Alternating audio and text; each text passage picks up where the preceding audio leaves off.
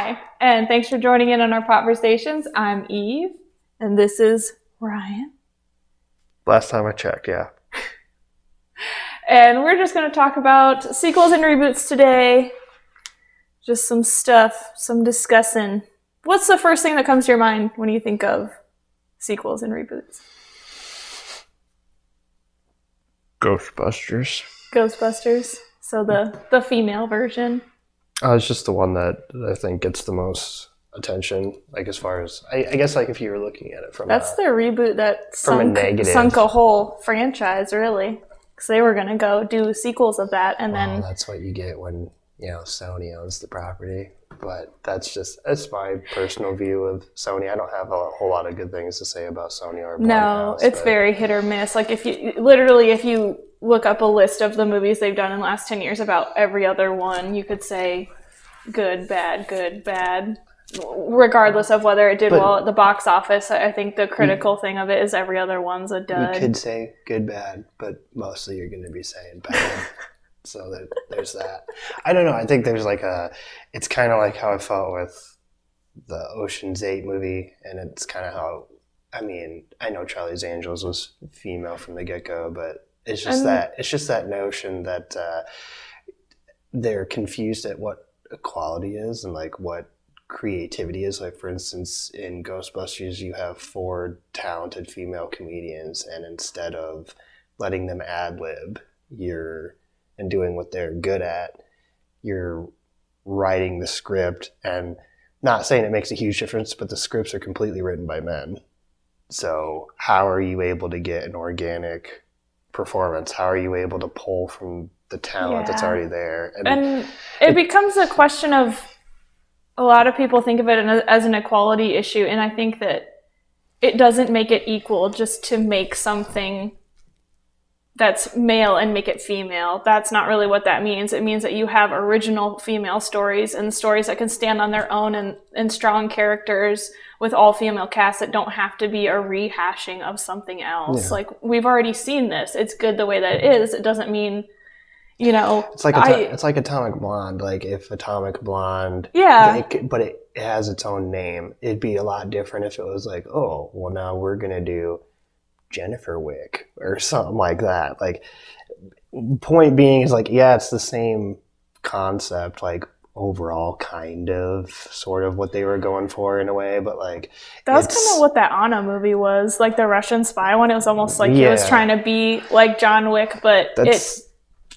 nobody really wanted to see that, because I don't think that character, just watching the trailer, was very intriguing. And it's the same argument that the woman who owns, like, she kind of owns like all the kind of rights to 007, and she was saying that she's not ever going to make a female 007 because of that reason of, you need to be more creative and come up with your own original character instead of just making all these male characters female. Because I did like the Ocean's 8 movie. It wasn't bad. It just, I think the major complaint with everyone was that there was no conflict. No. Nothing really went wrong. Everything went perfectly smooth. So, like, as a viewer, like, I'm trying to suspend your disbelief. It's like, is there really a perfect heist? Because what made the original Ocean's movie so interesting was that every single character, based on their skill, ran into a conflict,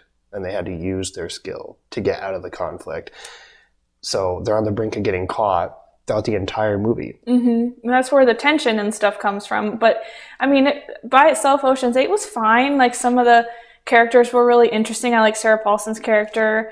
And, it's watchable. It's very watchable, and it's very nicely directed. And there's always good things about that you can point out in movies like that. But it's just like, nobody asked for it. That's the thing I think we get into, is that nobody asked for it. And the Bill and Ted sequel that we're getting, like, people have been asking for that for a really long time. And that's the kind of stuff that we need, like the stuff that people really wanted to see. Since the 1990s. Yeah. It was just like, with going back to Ghostbusters, it's kind of the same idea. It's, first off, like, the first 2 are just, they're so good, and they're like, some properties just don't need to be touched again.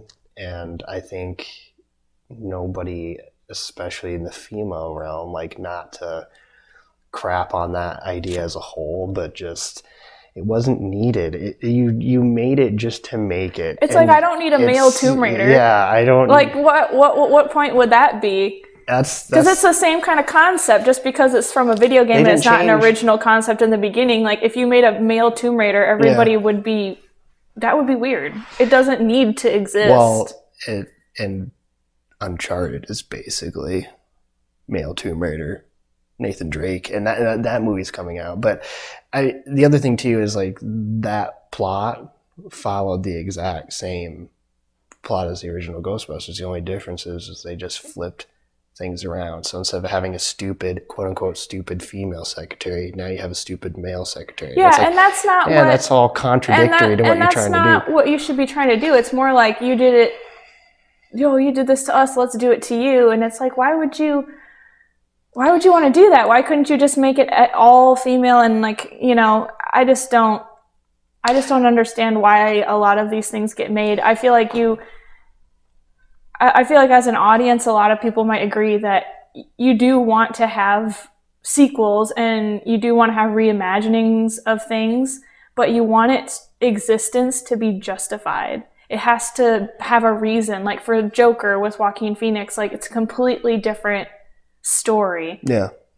And it's totally on its own original in a lot of ways, where they're doing something totally different, and it's a character study in a lot of ways, and it's different, and it justified its existence. And you can argue that Suicide Squad at first justified it, its existence, and by being that sequel and stuff, and everything, but it just didn't turn out how people wanted. Yeah.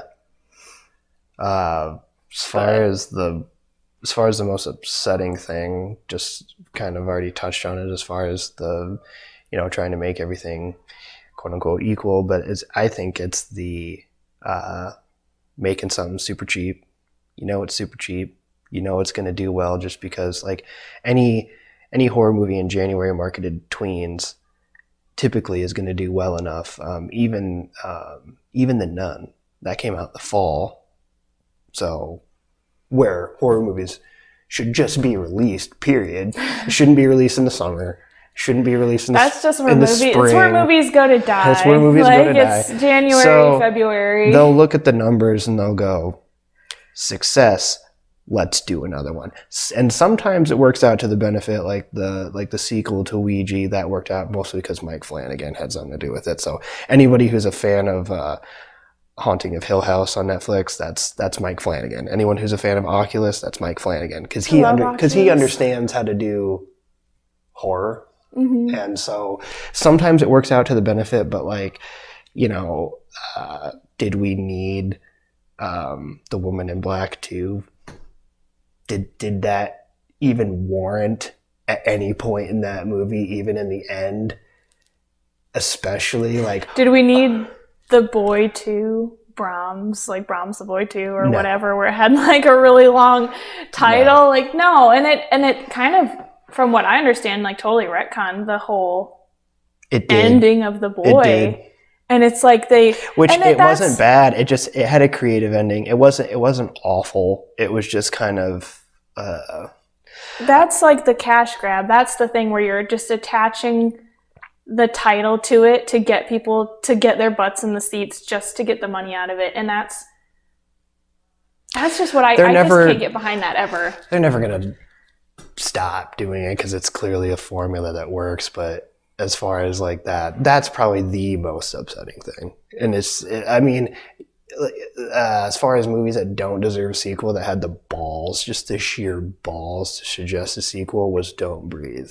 Just at the very end when he's like, mind you, he's blind, and he's able to follow her to the train station, knew what time she was going to get on the train. Like, did he Uber? Did he drive? Did he walk?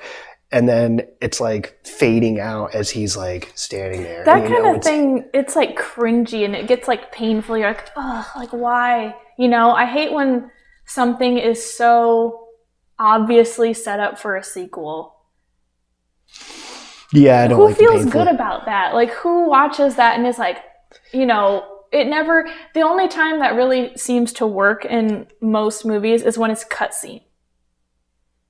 And it starts out as like, oh, did you see the cutscene? And I think they're going to make the sequel. People will jump on superhero movies, but superhero movies are different because everyone in their mind already is aware that this is a universe and this is going to continue regardless. That's different. And that is different because, especially with Civil War, the general storyline that they follow in the comics, but they might deviate from the comics a little bit. They might make it different. And in a lot of ways they have to based on what they've already done. And you're looking forward to the sequel to be the culmination of everything that's happened before. It justifies its existence by being something that builds on itself. Yeah. And that's something that I think that's what people like. I don't know. Like, that's just personally, especially what I would assume that people would want to see. They don't want something that's just like, here's a sequel just to have a sequel or whatever. And you got to have good direction, like the story. There has to be a means to justify the whole ending. So like with James Bond and the Daniel Craig thing, like if you just look at that from a reboot standpoint, which is what it is, it's just a complete retcon retelling starting from scratch of Daniel Craig as the James Bond. That's the James Bond that we know. John Wick is a good example of an action movie that's able to be a franchise. Live Free and Die Hard. That's a bad example of something that's continuously trying to be a franchise. Mission Impossible keeps things fresh, keeps things different. And Tom Cruise is just so good. Tom Cruise is just so good. Part of it's because he cares. You can tell Bruce Willis is kind of checked out. Yeah, he's been checked out for a while now, and I think that plays into it too. And what makes it good is the effort being put into it and wanting to build that world and like keep it going. And even though the Avengers all had a lot of different directors, they had like this vision for everything. And Tom Cruise really cares about Mission Impossible, so it can work. It's just, I think the thing that people don't like is, it's just the main thing of like, why does this exist? Why am I watching this again? And it's easier to say, I'm watching this again because, the last one was really good and I want to see what they do in the other one. But a lot of these, like the Boy, didn't do that great, and it wasn't that great to begin with. And that's the thing that nobody really wants to see. And I think the only way to improve that is people just, because the Ghostbusters sequel got totally canned because of the backlash and because of the all the critics of it. And I think that's the only thing that studios really listen to, is when it's just the backlash of it is so huge. Because otherwise, like you said, I think they're just going to keep making it because it makes money. And the only thing that would make it stop is if people just didn't see them. But people do it just for the entertainment value, just for the $5 Tuesday to go see the movie, even though it might not be that good. Some people make a whole day out of it just because it's not good, which is unfortunate. Like, you shouldn't be, in a perfect world, you would only be paying for movies you want to support and you want the franchises to keep going, and you shouldn't be going to see movies that you don't want to support, that you don't believe in. And otherwise, if they keep making money, that's just what's going to be made. It has nothing to do with the women being in the cast as to why it's bad. It's anybody as a viewer. Movies are subjective, so you're able to formulate your own opinion. It's like, I think their attitude of, I have to like it. Like Elizabeth Banks comes to mind with the Charlie's Angels, and what she kind of responded, how she responded to the backlash was like, well, you just don't understand this because you're already not on board because you hate women, or you hate that the cast. I was like, Charlie's Angels has always been women, number one. I was never interested in it. I thought the first ones weren't good. It wasn't. So why would we be on board? It's not something that people were clamoring for. Like, I heard this girl was kind of reviewing that, and she said, I'm a woman and I don't want to see this movie. Like, this isn't interesting to me. There's plenty of, and a guy commented, I like female-led movies. I like Tomb Raider. I like Atomic Blonde. I like all those kind of movies where a woman is the lead. Like, he's like, I like movies like that, but this just flat out isn't good. And if in 10 years they made a male version of Atomic Blonde, Why? It's Like, just, it would be the same. It's the same thing as John Wick. Because that's what they did. Because it was only like, when was Ocean's 11? Like early 2000s. Yeah. So I mean, if they redid Atomic Blonde in 10 years and we're like, oh, it's a man this time, what is it to get excited about in that sense?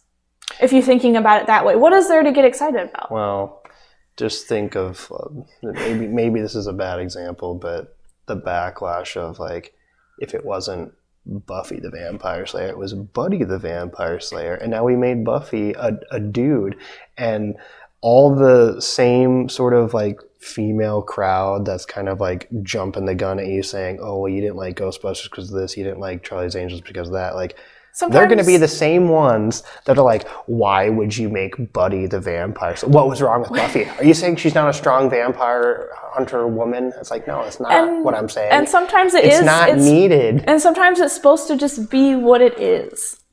You know, I don't need a female version of like Mario Brothers. I don't need a female version of everything. Yeah. I want something that's original, that's female, and female directed, like Wonder Woman.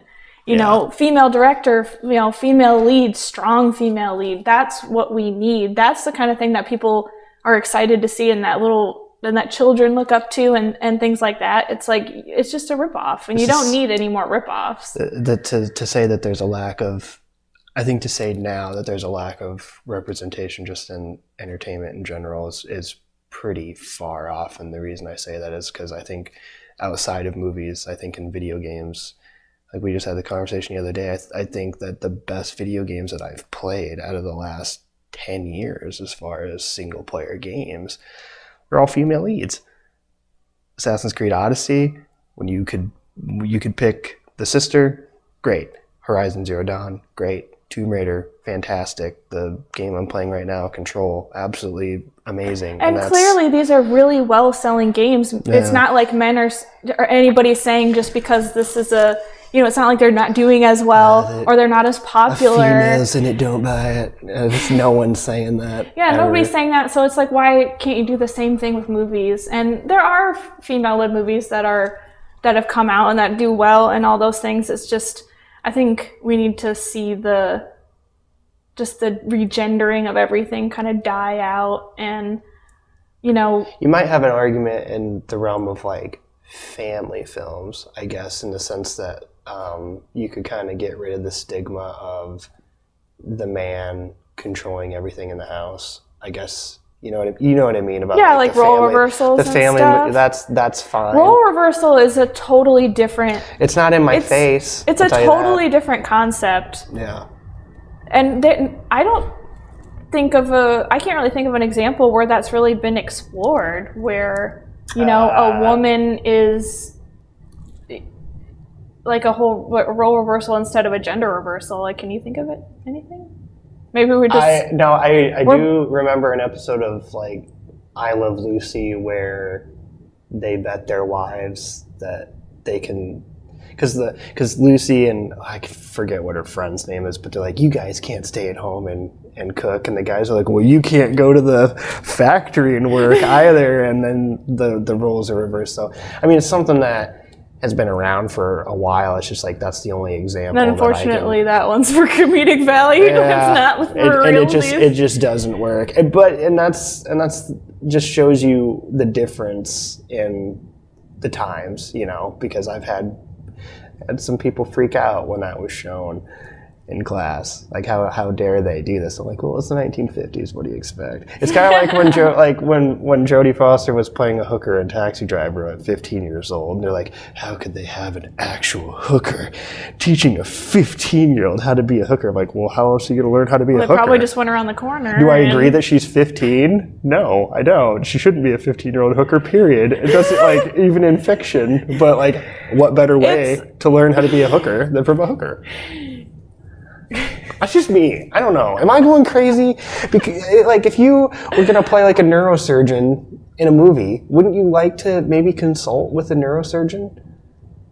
Yeah, that's a thing that needs to happen more often too. But there's like all the science-y movies, they've been doing that, like The Martian and Gravity and things like that, because my husband is a rocket scientist, like aerospace engineer, and he loved The Martian. He loved The 'cause all Martian that because it was technology accurate. exists. Yeah. And he's like, this could really happen, and that person knew what they were talking about. And that's what people like. People like things that are relatable and stuff like that. Of course, you still like fantasy movies and stuff like that, but I think you gotta shut your brain off every now and then. You do, but at the same time, I feel like we also need to demand for things like this to improve. You have to demand that quality, or you're not going to get it, because they're only going to give us, what we pay for and what, and things like that. And it's like with the Sonic thing, it has to be this huge wave of people saying, change this, we don't like it. And it's clear, that's a good example of showing like how it's possible that they will listen. So if we really don't want a reboot, if we really don't want a sequel to something, just don't support it. Like, don't go to it. Don't put money into it. Don't comment, or don't say like, I'm excited, we'll see what happens. Like, if you really don't want it, don't go. Don't and that's one thing that I think some movie reviewers will tell you is like, this isn't worth your money. And they mean that in the sense that if you are going to continue to go to these movies and pay for them, and they're going to keep making money, they're going to keep making stuff that you don't want to see and that people don't like. Yeah. Just because they make a little bit more than what they spent, especially on the horror movies and those sequels, and because they're so cheap to make. Horror movies are like the cheapest movies. It's no different people to make. As far as expectations of content, it's no different than you paying, what is it, like $13 a month for Netflix now, or if you pay on Hulu without the commercials, it's like $14-15. It's like, well, it's not that much money, but you're still expecting the content to be at a certain level. Like, you expect the Netflix movies that get the spotlight to be good, and when they're not good, you have the right to be upset about that, because you're paying for this thing. It is the same concept, and I think we get into them because they did get backlash for that Brenda Song movie. Netflix got a lot of heat because people were like, "Why is this movie in the spotlight?" I watched the whole thing, and it wasn't even that it was bad. You knew the whole entire thing. They gave the whole thing away. They gave the entire movie away in the trailer, and they do that a lot. And that's another thing that you have to start, like, people have to start demanding, like, stop having 2 or 3 minute trailers. That's ridiculous. A trailer should be 1 minute and 30 seconds tops. I will say this, though, because at one point in time, I think that the ratio for bad as opposed to good Netflix content was about 70% bad, 30% good. That's kind of how they built a lot of their base, was those good, bad movies. I'll change it to 60-40, where I think it's 60% of it is good, but 40% of it is still bad. But what a turnaround, right? And they did that within like a year. But at the same time, some of the stuff that's coming out that is bad is like their original content, is the unfortunate thing. And they invested in all those studios. That's why it's not even associated with Hollywood. Like, Netflix doesn't have really any association with, the Hollywood Hills or anything like that. Like, it's its own separate thing. That's why you had all those Hollywood A-listers kind of saying, oh, you can't do a movie for Netflix because you're going to take away from everything over here.